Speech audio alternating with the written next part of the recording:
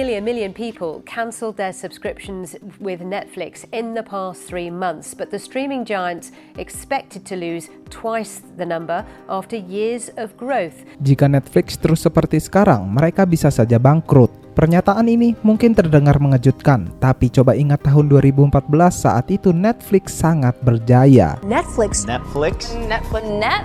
leads the pack. Orange is the new black. Netflix dulu adalah perusahaan keren dan inovatif yang membuat banyak bisnis lain ingin menirunya. Tapi sekarang mereka kesulitan untuk tetap relevan dan harus melakukan berbagai cara agar tetap bisa untung. Ya, apa yang sebenarnya terjadi? Bagaimana perusahaan yang begitu sukses bisa kehilangan kekuatannya dalam beberapa tahun saja? Netflix has been a woke is as woke does streaming network. Recently, Netflix took a hard left in their content. Elon Musk noted it as well when he said, quote, the woke mind virus is making Netflix unwatchable. Perusahaan yang dulu dianggap luar biasa ini kini berjuang keras hanya untuk bertahan. Sejak didirikan pada tahun 1997, perusahaan ini berkembang dengan sangat cepat. Tapi saat itu Reed Hastings pernah dikenakan denda $40 karena terlambat mengembalikan film ke Blockbuster. Dan dia merasa sangat kesal. Tapi memang begitu cara Blockbuster mendapatkan keuntungan, menagih denda besar kepada pelanggan yang terlambat mengembalikan filmnya. Kalau ingin menyewa film, orang harus mengikuti aturan yang rumit dan menyebalkan. Lalu dari pengalaman inilah Reed terinspirasi untuk membentuk Netflix bersama rekannya Mark Randolph. Mereka menciptakan layanan yang memungkinkan pelanggan menerima DVD langsung di rumahnya. Dan ya, dulu DVD dikirim ke alamat pelanggan. Sebenarnya konsep ini terinspirasi dari Amazon yang saat itu sudah berhasil menggunakan model serupa untuk mengirim buku langsung ke rumah pelanggan. Go online and make a list of the movies you want from over 70,000 titles and get your first DVDs in the mail in about one business day. Model bisnis Netflix berhasil dan berkembang dengan sangat cepat. Pecinta film senang dan hanya membayar $19 per bulan karena tidak ada denda keterlambatan dan mereka bisa menyewa film sepuasnya. Kesuksesan ini membuat Netflix terus berkembang, menambah tim dan mengumpulkan ribuan film yang bisa dipilih pelanggan. Meski begitu, industri besar lainnya tidak melihat Netflix sebagai ancaman. Lalu, beberapa tahun setelah Netflix diluncurkan, mereka menawarkan untuk dijual ke Blockbuster seharga $50 juta. Tetapi Blockbuster hanya menertawakannya. Namun, kita semua tahu apa yang terjadi setelah itu. And today, with quarterly revenues of $21 million, Netflix Incorporated went public at an $82.5 million valuation. I'm Reed Hastings, CEO of Netflix, and here are 5 lessons I've learned over the last 20 years of Netflix. Pada awal tahun 2000-an, Blockbuster dan Walmart akhirnya sadar bahwa mereka keliru. Netflix adalah apa yang diinginkan konsumen dan model bisnis Netflix memiliki masa depan yang cerah. Kemudian kedua perusahaan itu mencoba membuat layanan pesaing Netflix, tetapi semuanya gagal. Susie, when Blockbuster originally filed for Chapter 11 bankruptcy about 6 months ago, it said it would keep all 3,300 stores open, but tonight, as you can see at this Easttown store, it just could not survive. Sementara Netflix terus berkembang, mereka muncul dengan ide baru sekitar tahun 2007 dengan dasar pertanyaan, mengapa sih kita tidak memanfaatkan internet yang cepat untuk menawarkan lebih banyak pilihan film kepada pelanggan? Dan ya, dari situlah Netflix 2.0 yang kita kenal sekarang mulai muncul. Choose from thousands of movies and TV episodes streamed instantly right to your TV. Watch as many as you want, whenever you want.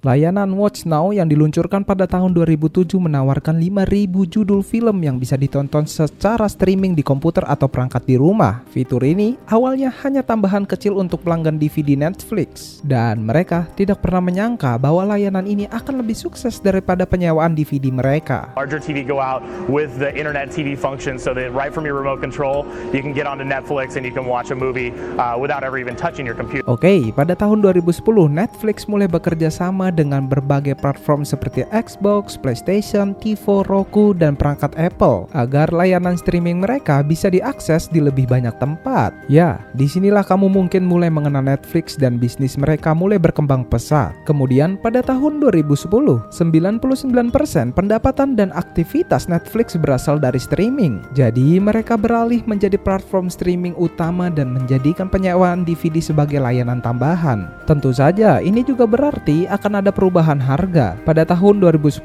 mereka mengenakan biaya $10 per bulan untuk streaming penuh ditambah satu penyewaan DVD. Lalu pada tahun 2011, mereka memisahkan harga menjadi $8 per bulan untuk penyewaan DVD dan $8 per bulan untuk streaming, dan ini berarti streaming mulai berdiri sendiri sebagai layanan yang terpisah. The way we think about it, as you asked about Netflix, it's subscription video on demand. Ya, ternyata konsumen tidak keberatan dengan perubahan harga. Namun kenapa? Karena produk yang mereka dapatkan masih sangat bagus dan relevan untuk harganya. Kemudian pada tahun 2008 Netflix memiliki 9 juta pelanggan, dan pada tahun 2010 jumlahnya naik menjadi 20 juta pelanggan karena mereka menawarkan semua yang diinginkan konsumen. Lalu pada awal tahun 2010-an, Blockbuster sudah hampir hancur karena Netflix telah mengalahkan semua pesaing dan hampir menguasai seluruh industri. Online media viewing is one thing that helped push Blockbuster into bankruptcy. Now, Dish Network yesterday gave Blockbuster a lifeline with its proposed $320 million bid to acquire. Namun Netflix tidak berhenti di situ saja. Pada tahun 2013 dan 2014, mereka menghadirkan program orisinal seperti House of Cards dan Orange is the New Black. Tapi jujur, Orange is the New Black memang bagus. Jadi kalian wajib nonton, oke? Can I be a Jew? Lanjut, yang dimana dengan cepat menjadi acara paling terkenal dan dicintai oleh penonton. Menerima acara berkualitas tinggi melalui layanan streaming seperti ini belum pernah terjadi sebelumnya. Tetapi Netflix berhasil melakukannya. Mereka menjadi merek yang paling keren dan dicintai, mengubah cara orang menyewa film dan menonton televisi kabel. Namun, penurunan mereka mulai terlihat ketika persaingan baru muncul dan persaingannya sangat ketat. Disney, Paramount, Discovery, HBO, dan perusahaan teknologi besar lainnya mulai berlomba-lomba menjadi yang terbaik pada akhir tahun 2010-an. Ya, raksasa media ini tidak hanya diam dan membiarkan diri mereka dikalahkan oleh Netflix, yang dimana mereka mencoba menerapkan model bisnis Netflix dan hasilnya berhasil. Disney Plus meluncurkan The Mandalorian, HBO Max menghadirkan The Undoing, dan konten berkualitas menjadi mudah diakses dan terjangkau. Sementara itu Netflix mulai kehilangan kemampuan mereka untuk membuat konten berkualitas. Mereka mulai memproduksi sebanyak mungkin acara dan film tanpa memperhatikan kualitasnya. It's like the whole company is run by people without a brain. It's just an algorithm that's malfunctioning right now. So they're just taking random properties and adapting them into bad shows. Ya, ini adalah strategi yang buruk. Padahal nih ya, program orisinal adalah yang membuat Netflix menjadi merek paling sukses di dunia. Ketika sebuah program disebut Netflix Original, itu berarti konten berkualitas. Namun, setelah banyak program berkualitas rendah diizinkan tayang di platform, istilah Netflix Original jadi tidak berarti apa-apa. Yang paling parahnya, manajemen yang baru menyebabkan banyak acara dengan penggemar setia dibatalkan untuk tayang. Pelanggan mulai merasa frustasi dengan perusahaan yang dulunya mereka cintai. Ini harusnya menjadi tanda bagi mereka untuk bangkit, tetapi tidak juga. Lalu datanglah peristiwa global yaitu COVID yang membuat orang harus tetap di rumah. Hal itu membuat lebih banyak orang mencari hiburan. Jadi ya, di permukaan Netflix terlihat masih berjalan baik. Namun, hal lain mulai terjadi. Konsumen mulai mencoba layanan streaming baru dan segera menyadari bahwa ada konten yang lebih baik dengan harga yang lebih terjangkau. Itulah sebabnya pada April 2022, Netflix mengumumkan berita mengejutkan, dan bukan hanya mereka tidak mendapatkan pelanggan baru, tetapi mereka sebenarnya kehilangan 200.000 pelanggan. Netflix has just released its new audience figures for the last quarter, and they're not especially good. They lost 1 million subscribers in the last 3 months. So what's gone wrong? Akibatnya, saham mereka turun lebih dari 70%. Ini adalah pertama kalinya dalam 10 tahun mereka kehilangan lebih banyak pelanggan daripada yang mereka dapatkan. Dan ini yang paling aneh, mereka malah mengeluarkan berbagai alasan, seperti share account pada Netflix, penarikan dari Rusia, dan orang-orang yang kembali bekerja dan diperbolehkan keluar dari rumah. Namun ya, pesaing mereka juga menghadapi masalah yang sama, tetapi mereka tidak mengalami kesulitan yang sama seperti Netflix. Saat itulah peraturan baru keluar yang membuat kerusakan mulai diterapkan. Tapi pertama, coba tanyakan pada diri sendiri, apa yang akan kamu lakukan jika orang-orang menganggap layanan kamu terlalu mahal dan kurang berkualitas? Tentu saja, kamu tidak akan menaikkan harga hingga hampir $16 per bulan. Hal itu menjadikan layanan kamu yang paling mahal dari kompetitor kamu kan? Tapi anehnya, itulah yang dilakukan Netflix. Mereka terus menaikkan harga dan tetap memproduksi acara dan film yang banyak dikritik. Ya memang sih ini karena Netflix sedang terdesak, persaingannya semakin ketat. Dan HBO Max kini mendapatkan reputasi yang dulu dimiliki Netflix pada tahun 2014. Sekarang HBO Max adalah layanan streaming yang dianggap paling berkualitas. Faktanya, orang-orang tidak lagi membutuhkan Netflix seperti dulu, dan bertahun-tahun manajemen yang buruk membuat perusahaan ini kekurangan dana dan sangat membutuhkan uang. That already are choosing to view Netflix. They love the service. We just got to get paid, at some degree for them. So that's part of it. And then two, it's really, we got great competition. They've got some very good shows and films out.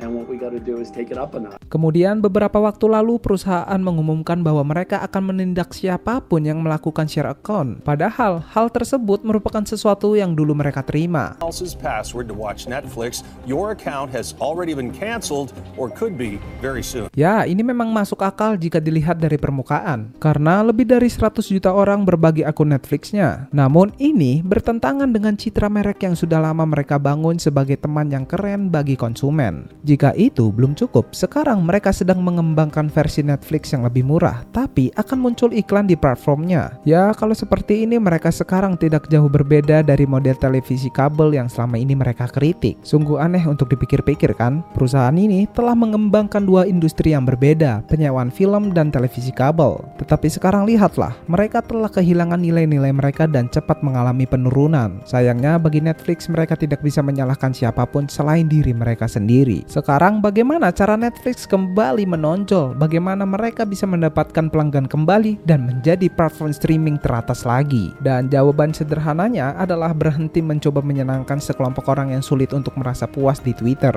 Jangan terlalu fokus pada sistem kredit sosial BlackRock, karena selama ini skor ESG dari BlackRock justru lebih merugikan perusahaan daripada mereka mengabaikannya. Semua ini berujung pada pembuatan banyak konten yang buruk dan tidak orisinal. Dan hal ini membuat Netflix kehilangan miliaran dolar. Tetapi akhirnya manajemen Netflix mulai menyadari masalah ini. Sekarang Netflix sedang mengurangi karyawan yang terlalu berlebihan dalam masalah keadilan sosial. Mereka memberitahu timnya bahwa jika tidak setuju dengan konten di platform mereka, lebih baik cari pekerjaan di tempat lain. Tidak semua orang akan menyukai atau setuju dengan semua yang ada di layanan kami, kata perusahaan dalam pernyataan kepada karyawannya. Setiap judul berbeda, tetapi kami menghadapinya dengan prinsip yang sama. Kami mendukung ekspresi seni dari para pembuat yang kami pilih, dan kami menyediakan beragam konten untuk berbagai audiens dan selera. Kami percaya penonton yang harus memutuskan apa yang cocok untuk mereka, bukan Netflix yang mensensor artis atau suara tertentu. Sebagai karyawan, kami mendukung prinsip bahwa Netflix menawarkan beragam cerita, meskipun kami mungkin menemukan beberapa judul bertentangan dengan nilai-nilai pribadi kami. Ya, tergantung pada peran kamu. Mungkin kamu perlu bekerja pada judul yang kamu anggap merugikan.